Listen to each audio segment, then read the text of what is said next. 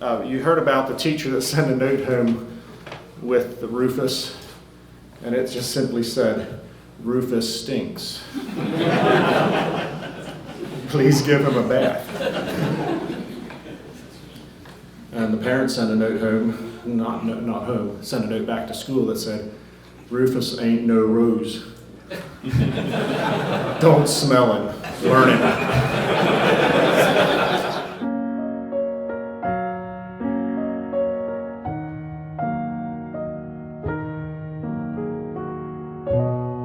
I personally feel that teachers, that's one category. School board is another category. And church leadership is yet another. I think as a general operating principle that teachers ought to have in relating to dysfunctional homes is when they discuss with the parents, they need to talk about the what and not the why about the situation. The what, not the why. Let me illustrate.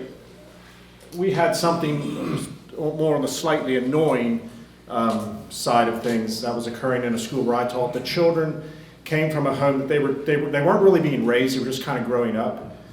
It was, they were member families, very, very admirable in many ways, but they were, the parenting skills were perhaps a little lower than average. I don't know how to describe this, I'm just trying to say it kindly and honestly. The children maybe were a bit neglected, but yet there were many things that we could have learned from them, if you understand what I'm saying. The children came to school with their barn boots.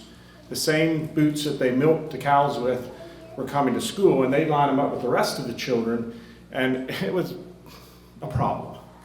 Okay, it was slightly annoying the first and second and third time that it happened. But when wintertime came, then this stuff would be frozen on their boots, and it would make long rivulets of across the hallway. Okay, and this was making a problem in school.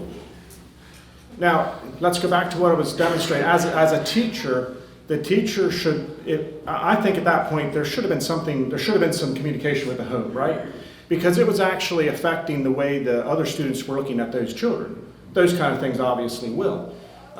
For the teacher to go into that conversation on a why premise, it's going to sound a little bit like this.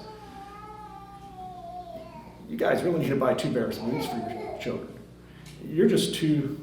You're not thinking. Come on, wake up. That would be more of a why premise. Or that's, of course, very direct and very much in response to what's on the floor. But it was true that the children were a bit neglected. It was true that their hygiene had issues, and so on. It would be much better to say, I just thought you might want to know what is happening at school. In the morning, the children's boots are thawing out. It's making a problem in the hallway. That's what's happening. And what I have found as a teacher, very often the parents at that point will switch into a why. If you're invited into a why type of conversation, that is completely different than using that as your point of entry. I really think that there needs to be somewhere we need to determine, is this making a problem at school? Is it truly making a problem at school? Okay, if it's truly making a problem at school, then address it. Now I'm coming around to this question, when does the ministry get involved, wherever that was raised? If it's a school problem, then let's not overinflate the situation by getting the ministry involved too soon. I would hope that our boards are proactive enough that many of these things can be handled on a school level.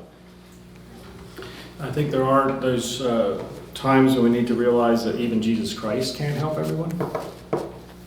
If they don't want help, if they don't respond to he is the one that always gets it right so far as compassion and care and extending help. But a lot of people reject his offers as well. Yes?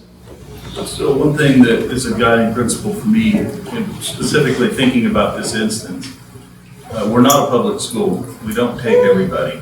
And there's instances where we have to be honest. The school is not the place. We have 15 other families that need our attention. The school's not the place to help this child. Let's go to the community and find somebody that's willing to give brownies every day. We're not that place.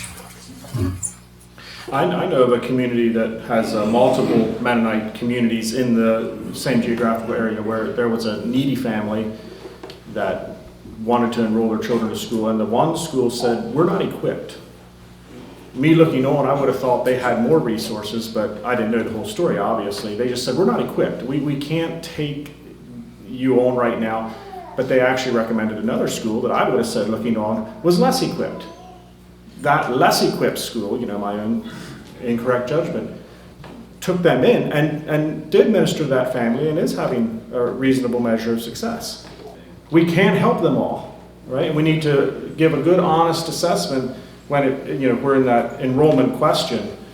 Are we really equipped to deal with this?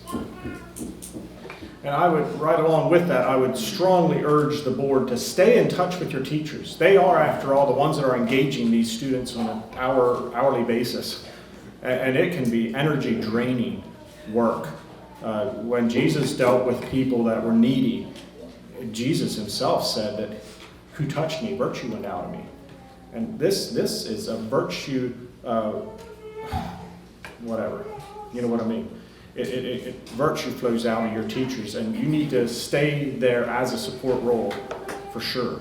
Another thing that I think that along with this, as far as what boards can do, is be sure that you have a communication chain, have it clearly understood who the teacher should be talking to, and when some of these things get messy, maybe the teacher should be following a different channel of communication than what we would normally. Maybe there needs to be one contact person in the board and that kind of thing. But by all means, support your teachers, or your teacher may burn out unnecessarily.